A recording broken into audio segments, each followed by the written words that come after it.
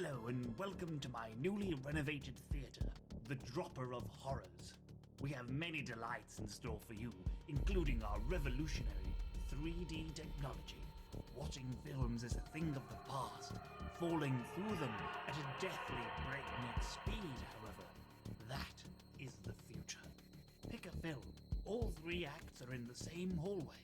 Pick your act, then make your drop. Be careful though, it's a long way down.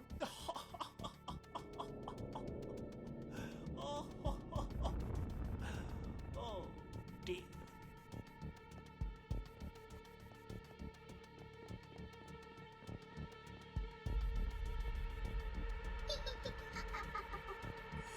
Hi. Do you want to play hide and seek? If you win, I'll give you a prize. I hide in the theater sometimes. They're awfully cozy. Am I here? Am I there? Come see. Come find me. And we can play. Forever and ever.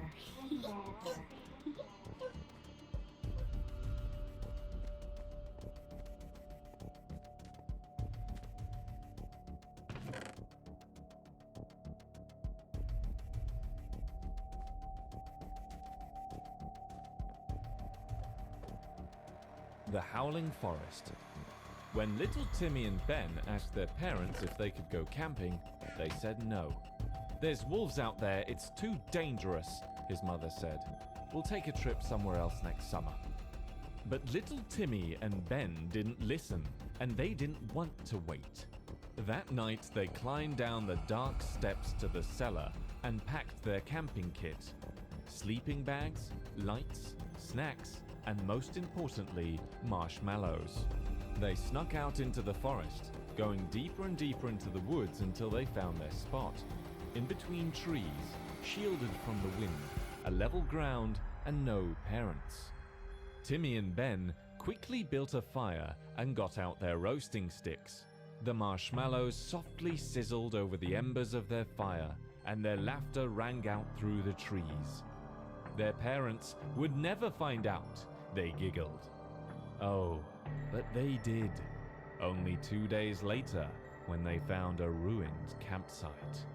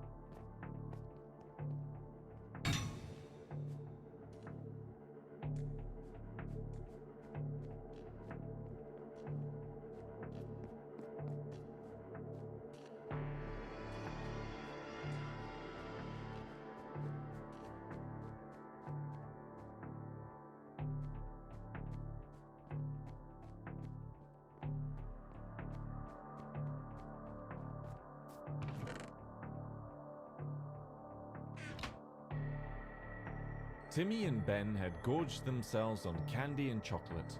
Their tummies were bloated, and all they could do was lie on their backs. "I think I ate too many marshmallows," Ben said. "Me too," Timmy said. Ben clutched his belly. "I think I need to take a tinkle," and he wandered off into the woods. The first 10 minutes Ben was gone, Timmy wasn't worried. But after 30 minutes passed, Timmy was trembling in his shoes. Where was Ben? Why hadn't he come back? "Ben?" he called out, but there was no answer. The wind whistled between the gaps of the trees, and everything seemed sinister. But little Timmy was brave. Maybe Ben had just fallen asleep. Timmy stood up. took his light and tried to track Ben's footsteps from the camp. First, they led to a tree, but then there were more tracks, and they weren't just footprints. A large, wide press, like a sledge, had been dragged across the forest floor. Ben must have found something big and dragged it somewhere. He was probably trying to hide it from Timmy. He always did annoying things like that. He never wanted to share. Timmy followed the tracks until they led to an old spelunking cave. The iron grates in front of the cave had rusted and bent. Loose cobwebs hung on the bars, fluttering gently as cold air flowed out of the cave. Timmy hated spiders, but this is where Ben went, so that is where he must go. Besides, little Timmy had a light, and little Timmy was brave.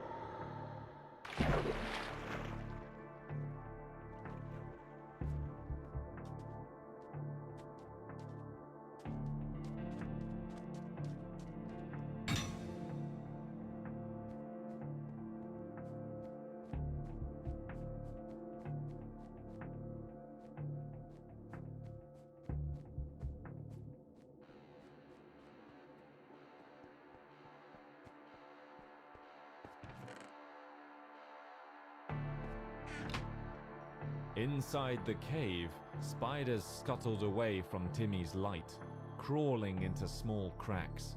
The larger ones stayed their ground, eyeing little Timmy as if to dare him to break their web. But he didn't. Timmy crept and squeezed past any gap that he could.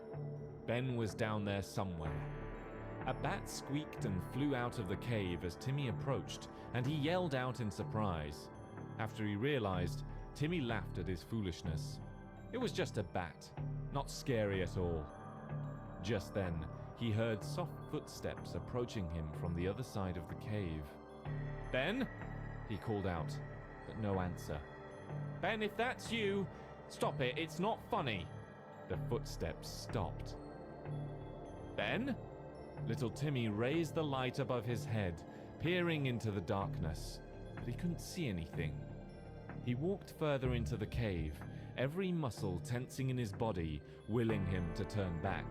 But little Timmy was brave. He wouldn't run from footsteps. Just then, Timmy saw a dark figure move in the shadows. "Ben?" he called out, but it wasn't Ben. The dark figure leapt at Timmy, and the last thing he saw was the dark yellow eyes and sharp white teeth of a shaggy grey wolf.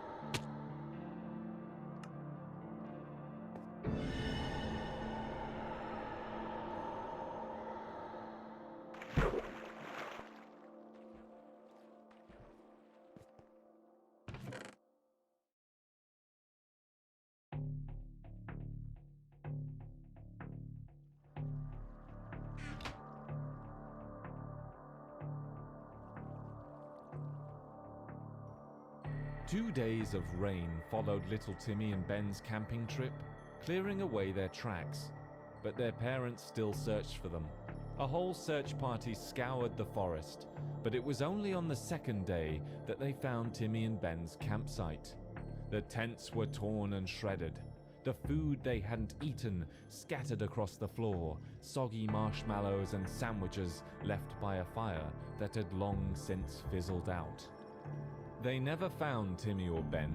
The only thing left was Ben's coat, caught on the prickly branches of a pine tree.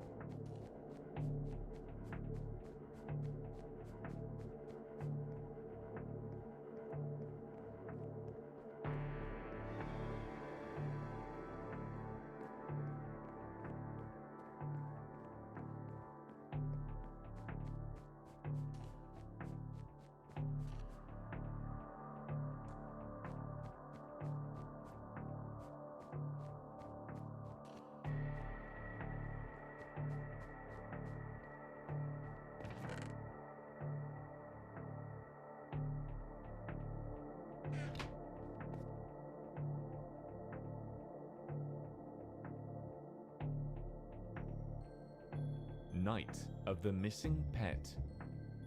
Zombie loved his cat. He called her Emmy, and they went on all sorts of trips together. They went running by the river, climbing over rocks, and lazing under trees. But the most fun was when they terrorized the local villagers of Wheatburn. Emmy would lure the villagers around corners with her soft meow, where Zombie would be waiting to scare them. But now, those times were over. After their scare trips, Zombie would be tired, but Emmy was always still full of energy, so she would venture out into the wild on her own. Sometimes she wouldn't be back for days, but this time it was much longer. After a week, Zombie went out searching, and he found her by the riverside, bruised and broken. The villagers had taken their revenge on his cat, Emmy. Zombie was stricken with grief and hate. His friend, the mad scientist, tried to comfort him, but Zombie couldn't shake it. The villagers need to pay, but they would wait. First, Emmy needed to be buried. Zombie took her body to the local graveyard, where he began to dig hard and fast. He didn't look up until he was surrounded by the dirt walls of the grave. When it was deep enough, he climbed out to get Emmy, but she was missing. He looked everywhere, but he couldn't find her. The only person who knew he was burying her tonight was himself and his friend, the mad scientist. Zombie looked up at his friend's castle. The lights were on in the windows, the strange contraptions working their green smoke. Maybe the mad scientist wasn't his friend after all.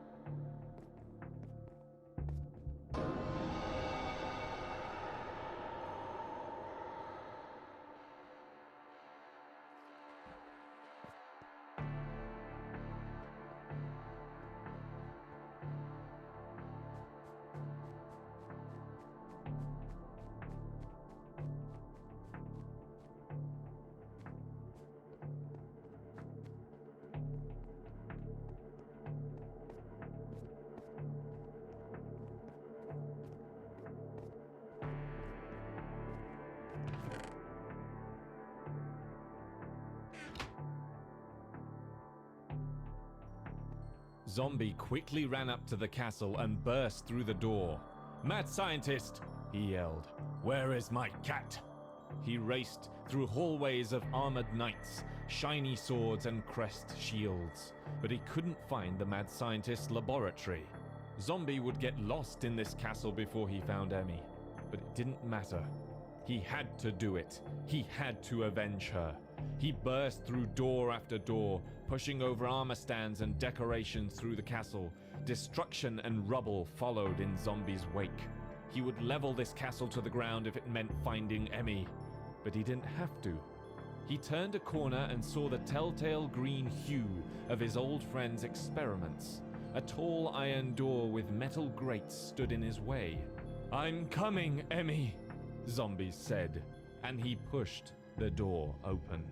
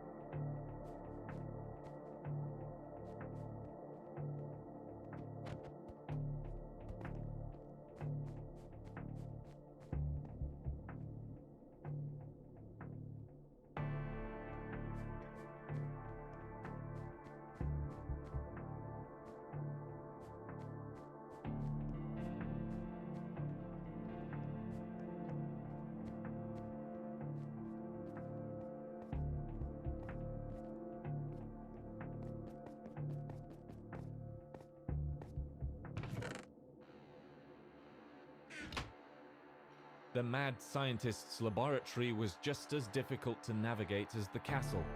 Bottles and jars of strange green liquids sat on shelves and desks. Otherworldly tendrils poked out of walls, and mechanical spiders with human heads skittered across the floor. Zombie would destroy all of it if Emmy was harmed. Every last bottle and tube, every table and chair. Zombie would even tear down the stone walls. And the mad scientist himself? He would rip him apart like paper, shred him to pieces. First, those villagers killed his cat, and now his only friend stole her from him? No, Zombie would not stand for this. He ran through the laboratory, knocking things over as he went, the mechanical whirs of the mad scientist's machines droning in the distance. No doubt he was already performing experiments on Emmy, experiments that he was going to stop. The droning became louder. Zombie was getting closer. He heard a laughter coming from behind a door frame. He rushed to the door, and what he saw made his jaw drop. In the center of the room was Emmy, hooked up to a machine, alive and purring, a greenish tint to her fur.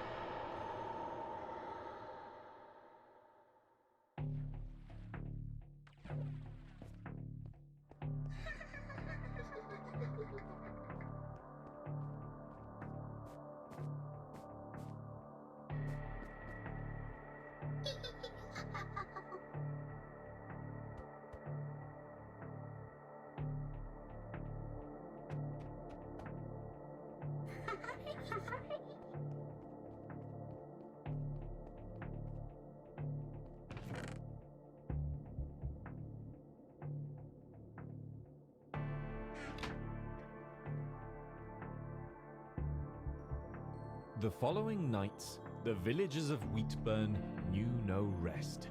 Emmy let out blood-curdling shrieks into the night, and Zombie chased down any villager trying to find the noise. Even when she went alone, Zombie wasn't worried. Emmy was invincible now. She was a zombie, just like him.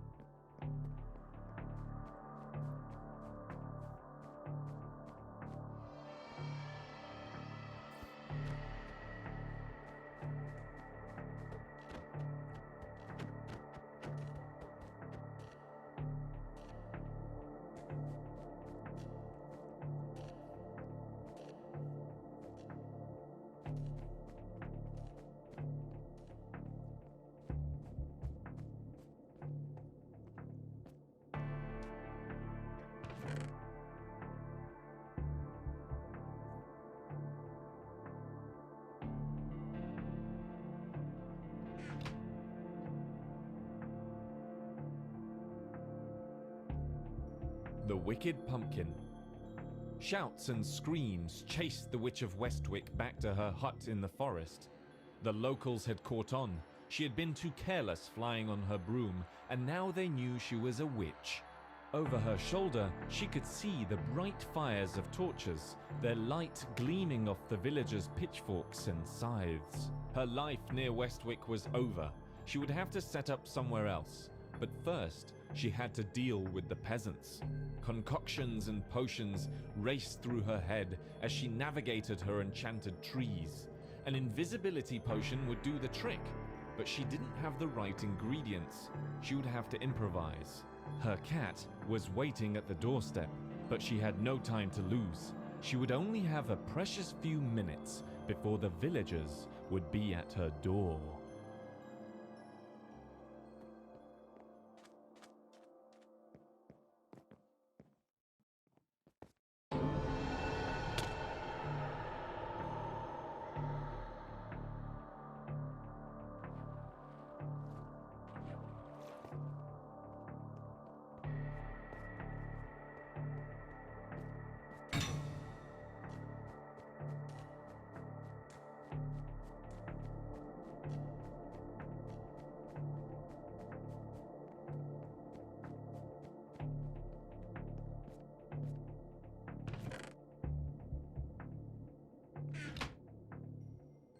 Every second that passed, the shouts of the villagers grew louder. The witch raced around her hut, grabbing potions, roots and flowers and casting them into her cauldron. She didn't even know if what she was making would work. Her best hope was that it would grant her invisibility for just a short while, enough to be able to grab her most precious things and take off into the night. She grabbed the last of the ingredients and cast them into the cauldron. Pumpkin innards, chicken leg, and begonia stem, then stirred vigorously. The liquid inside the cauldron turned orange, blue, and then simmered down to a green. It was done. The witch grabbed a spoon and carefully poured the liquid into a glass. It was now or never. She downed the glass and gulped down every drop. It burned her throat and clogged it like she had swallowed ash. Her eyelids became heavy and droopy. Her body felt like it was made of metal. Something was wrong. She stumbled and knocked over the cauldron. Her mind turned to green and orange, as if the only thing that existed was fire and flower stems. She could see a blazing sun burning over green grass fields, a young dandelion growing out of thick green leaves, green frogs jumping over a river tinged with streaks of orange rust, a large ripe pumpkin sitting in a vine-filled mud patch.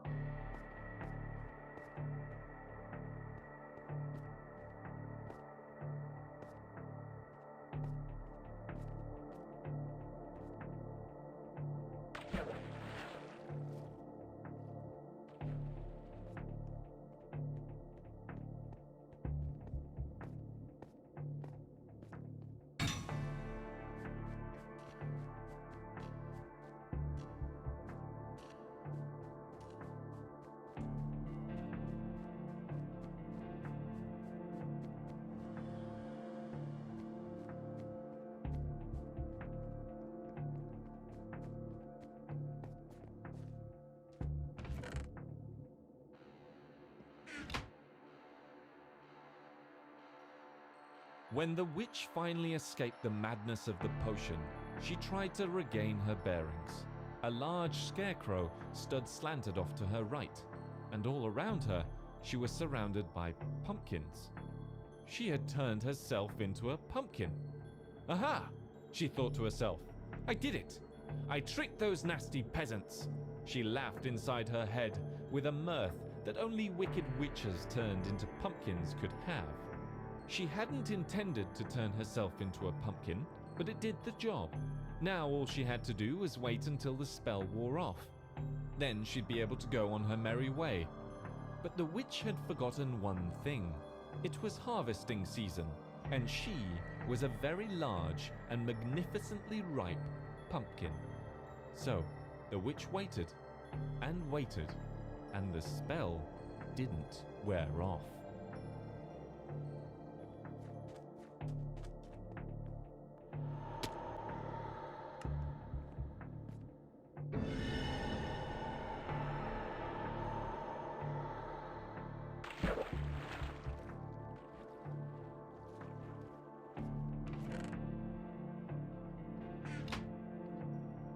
Now the Witch of Westwick had finally disappeared, there was nothing on the mind of the farmers except their beautiful pumpkins. The pumpkin farmers of Westwick had a brilliant harvest that year. They had so many pumpkins that they were able to have pumpkin pie every night.